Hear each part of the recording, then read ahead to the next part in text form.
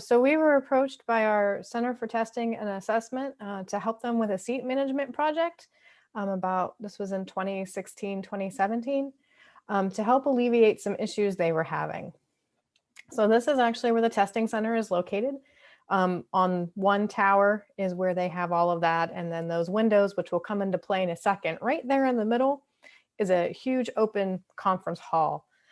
So under the old system, you could request a time for your test if you were a professor, and they would block out the amount of seats in the physical testing center for the roster of that class for the time frame that was selected. Oh, too fast. Go back. They would be reserved for the entire block of time. So that's probably not a problem if you have a 30-minute or a 1-hour exam, but during finals, when they could be 2, 3, or 4 hours, they were starting to see that it was causing some problems since they could not release seats once they were finished being used. The biggest part was you had fast test takers who maybe could finish a 3-hour block final in about an hour or maybe an hour and 45 minutes, but that seat would still stay reserved and no one else would be able to use it. So then this happened. Next slide. Finals of the fall of 2016 ended up having a huge social media, unfortunately, issue. These were pulled from an article that was written by a student showing the very, very, very long lines that happened during finals.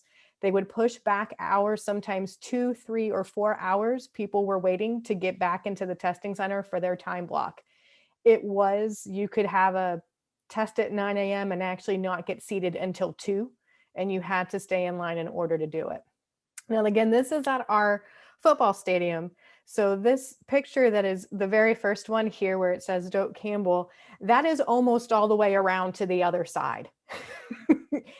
The hall that I talked about, those 3 big windows, is in spring because it was already hot and we had severe storms. They set up queue lines in this hall and had elevator proctors to get people up and down to the testing center.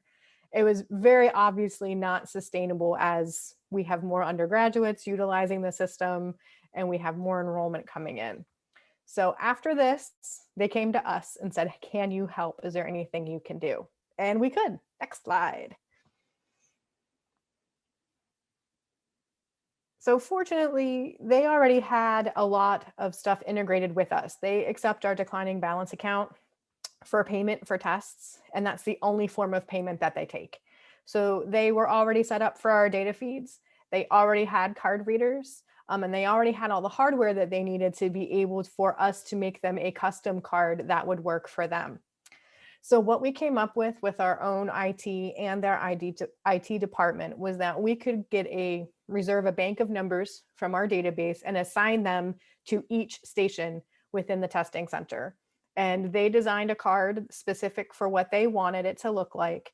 And then they would use that to release stations, no longer being subject to that having to stay in a block. Once it was released, they could swipe it out of the system and release it for use. And so we tested it and did that for them. And it really worked out great. So when you go into the testing center now, coupled with the new reservation system that they put in place about a year later, it's really made it really efficient. So first, the student actually goes online and reserves their test and reserves their time.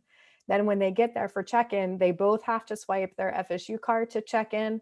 And then the check-in person swipes the seat card and reserves that station. They proceed through the turnstile to the seat. Both cards have to be displayed at all times. And then when they're done, they take them. There's an exit turnstile and an exit person. They swipe both cards. It releases the station and verifies that the student is done with their test upon exit.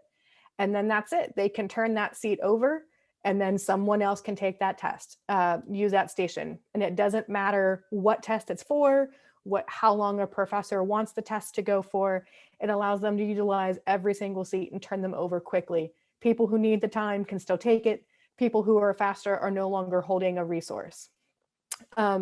So this has been a huge thing. As someone who has now been a student and used the new process, I have never seen a line, even during peak times, that go outside their own doors in that initial queue line.